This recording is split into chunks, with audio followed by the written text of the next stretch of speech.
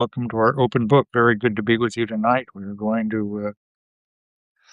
Hi there, Carla Atkinson. Very good to see you. Mark Gladstone, Diana Lynch, Helen Skinner, Sharon Landis, S.R. O'Brien, Essex J. Porter, Kate, Diana Lynch. Well, thank you, S.R. We do our best. Sometimes we succeed more than others, but we always try our best for you.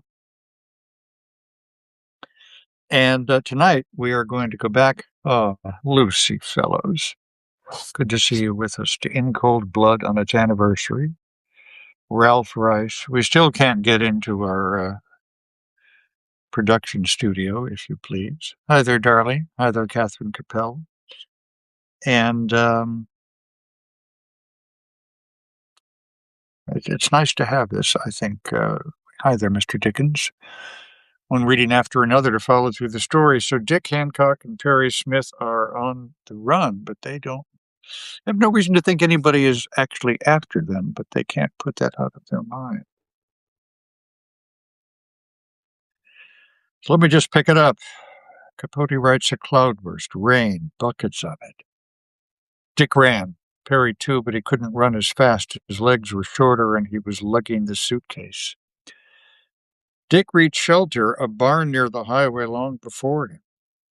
Leaving Omaha after a night spent in a Salvation Army dormitory, a truck driver had given them a ride across the Nebraska border into Iowa. The past several hours, however, had found them afoot.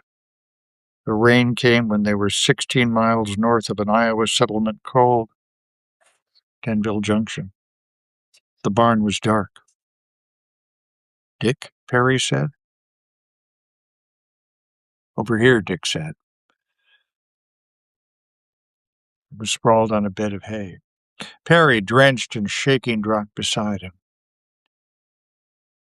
Hi there, Marjorie Getz. Have a great time, Diana Lynch. Perry, drenched and shaking, dropped beside him. I'm so cold, he said, burrowing in the hay. I'm so cold, I wouldn't give a damn if this caught fire and burned me alive. He was hungry, too, starved. Last night they had dined on bowls of Salvation Army soup, and today the only nourishment they had was some chocolate bars and chewing gum that Dick had stolen from a drugstore candy counter. Any more Hershey? Perry asked. No, but there was still a pack of chewing gum. They divided it, then settled down to chewing it, each chomping on 2.5 sticks of Double Mint, Dick's favorite flavor. Perry preferred juicy fruit. Money was the problem. Remember, they'd gotten about $50 from the Clutters. Hi there, Scott Adams. Their utter lack of it had led Dick to decide that their next move would be what Perry considered a crazy man stunt. I'll return to Kansas City. When Dick had first urged the return, Perry said, you ought to see a doctor. But now they huddled together in the cold darkness, listening to the dark, cold rain, and they resumed their argument. Perry once more listing the dangers of such a move, for surely by this time Dick was wanted for parole violation, if nothing more. That's in quotes. Of course, we know now it's a great deal more, but Dick was not to be dissuaded. Kansas City, he again insisted, was the only place he was certain he could successfully, quote, hang a lot of hot paper. Hell, I know we've got to be careful. I know they've got a warrant out because of the paper we hung before. Counterfeit bills, obviously, but we'll move fast. One day that'll do it. If we grab enough, maybe we ought to try Florida. Spend Christmas in Miami. Stay the winter if it looks good.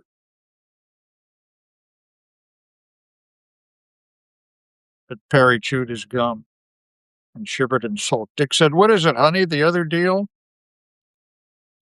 Meaning the murders. Why the hell can't you forget it? You never made any connection, and they never will. Heather William Strauss. Perry said, you could be wrong, and if you are, it means the corner. Neither one had ever before returned to the ultimate penalty they could receive in the state of Kansas, the gallows, or death in the corner, as the inmates of Kansas State Penitentiary have named the shed that houses the equipment required to hang a man. Dick said the comedian, "You kill me." He struck a match, intending to smoke a cigarette, but something seen by the light and the flaring of the match brought him to his feet and carried him across the barn to a cow stall. The car was parked inside the stall, a black and white two-door 1956 Chevrolet, and the key was in the ignition. I'm going to move ahead a little. I don't think they'd leave it alone, do you? Oh my. It was early, not yet 9, and Perry was the first customer at the washateria, self-service laundry. He opened his fat straw suitcase, extracted a wad of briefs and socks and shirts, some his, some Dick's, tossed them into a washer, and fed the machine a lead slug, one of many they'd bought in Mexico. Perry was well acquainted with the workings of such emporiums, having often patronized them, and happily, sincerely found it so relaxing, that's in quotes, to sit quietly and watch clothes get clean. Not today, he was too apprehensive. Despite his warnings, Dick had won out. Here they were, back in Kansas City, dead, broke to boot, and driving a stolen car. All night they had raced the Iowa Chevrolet through the thick rain, stopping twice to siphon gas, both times from vehicles parked on the empty streets of small, sleeping towns. This was Perry's job, one at which he judged himself absolute tops, just a short piece of rubber hose, that's my cross-country credit card. On reaching Kansas City at sunrise, the travelers had gone first to the airport, where in the men's lavatory they washed and shaved and brushed their teeth. 2 hours later, after a nap in the airport lounge, they returned to the city.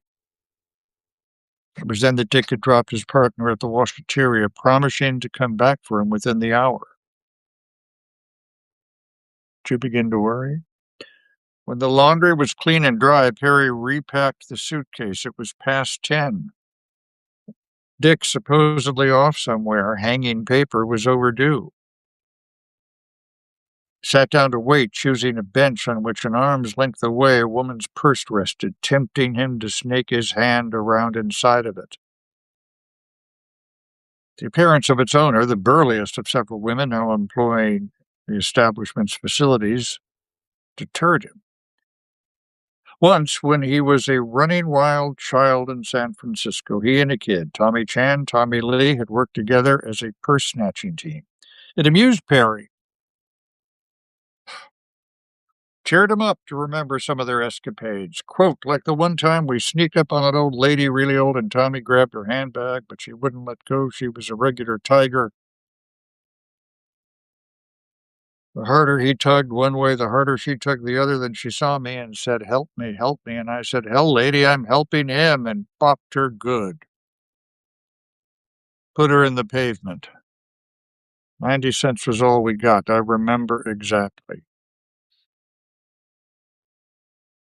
We went to a Chinese restaurant and ate ourselves under the table. God, it's hard to like them. Well, we don't have to.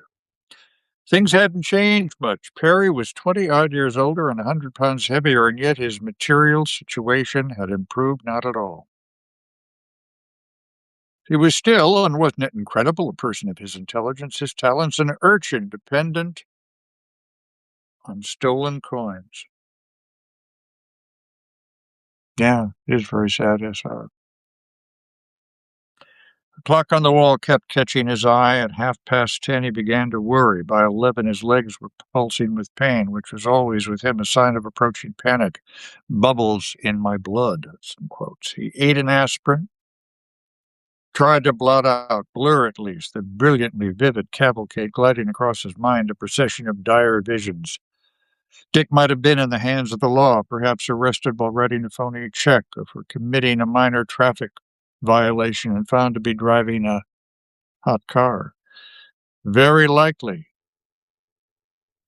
at this very instant, Dick sat trapped inside a circle of detectives, and they weren't discussing trivialities, bad checks or stolen automobiles. Murder, that was the topic, for somehow the connection that Dick had been so certain no one could possibly make had been made. And right now a carload of Kansas City police were on their way to the Washateria. But no. Hi there, Margaret Peterson. He was imagining too much. Dick would never do that, spill his guts. Think of how often he'd heard him say, "They can beat me blind, I'll never tell them anything." Of course, Perry knew that Dick was a blowhard, existed solely in situations where he unarguably had the upper hand. Suddenly, gratefully, he thought of a less desperate reason for Dick's prolonged absence. He'd gone to visit his parents. A risky thing to do, but Dick was devoted to them, or claimed to be, and last night during the long, rainy ride he had told Perry, "I'd sure like to see my folks." They wouldn't mention it. I mean, they wouldn't tell the parole officer. They wouldn't do anything to get us in trouble, only I'm ashamed to. I'm afraid what my mother would say about the checks and going off like we did, but I wish I could call them. Just to hear how they are. However, that was not possible, for the Hickok home was without a telephone. Otherwise, Perry would have run up to see if Dick was there. Another few minutes, and he was again convinced that Dick was under arrest. His leg pains flared, flashed through the body, and the laundry odors, the steamy stench, all at once sickened him. Picked up and propelled himself outside the door. He stood at the curb, retching, quote, like a drunk with the dry heaves. Kansas City, hadn't he known Kansas City was bad luck, and begged Dick to keep away. Well, now Dick was sorry he had listened, and he wondered, what about me? What a dime or two and a bunch of lead slugs in my pocket. Where could he go? Who would help him? Then Dick came up to him at the curb. "Hey, Perry," he said, "you sick?" The sound of Dick's voice was like an injection of some potent narcotic, a drug that, invading his veins, produced a delirium of colliding sensations. Tension and relief, fury and affection, he advanced toward Dick with clenched fists. "You son of a bitch," he said. Dick grinned and said, "Come on, we're eating again." But explanations were in order, and over a bowl of chili at the Kansas City hash house that Dick liked best, the Eagle Buffet, Dick supplied them. "I'm sorry, honey, I knew you'd get the bends. Think I'd tangled with the bull, but I was having such a run of luck. Seemed I ought to let it ride." He explained that after leaving Perry, he had gone to the Markle Buick Company, the firm that had once employed them, hoping to find a set of license plates to substitute for the hazardous Iowa plates on their abducted Chevrolet. Nobody saw me come or go. Markle used to do a considerable wrecked car trade. Sure enough, out back there was a smashed-up DeSoto with Kansas tags. And where were they now? On our buggy, pal. Call it their buggy, they stole it from people in Iowa. Having made the switch, Dick had dropped the Iowa plates in a municipal reservoir. Then he'd stopped at a filling station where a friend, former high school classmate named Steve, and persuaded Steve to cash a check for $50, which is something he'd never done before, rob a buddy. Well, he thought he'd never see Steve again. He was cutting out of Kansas City tonight, this time really forever. So why not fleece a few old friends? With that in mind, he called on another classmate, a drugstore clerk. Take was thereby increased to $75. Now this afternoon, we'll roll that up to a couple of hundred. I've made a lot of places to hit, 6 or 7 starting right here, he said, meaning the Eagle Buffet, where everybody, the bartender and waiters, knew and liked him and called him Pickles in honor of his favorite food. Then Florida, here we come. How about it, honey? Didn't I promise you we'd spend Christmas in Miami? Just like all the millionaires. Oh, my. Hi there, Carla Ann Robbins. Good to see you with us again. In Cold Blood. 60th anniversary. I read about it in my newsletter. This has been about a week and a half ago. Boy, it's bracing. Great reportage, great interviewing, great writing, great themes. Yeah, well said, SR. So thank you for joining us on our open book tonight. We'll come up with something tomorrow. I'm enjoying these readings. I hope you are too. Let me know. Something I wanted to do, the fact that we haven't been able to, as we say, access our usual place, has given us the opportunity to have kind of a prolonged reading and a great work that whose ascendance we are marking. So thanks so much for being with us tonight on our open book. Thank you, Carla Atkinson, Amanda, Sarah, and Lucy Fellows. Very good to be with you. And thank you, Plateau and Rhonda. And we will see you later, okay? Thanks so many of you, by the way, for being with us through the reading of the essay this morning. You know, it was a little tough going. We just had so many emails from Marco Howard. It was nice to read them again, but then you realize while you're reading them. So God bless. And she said, we soldier on.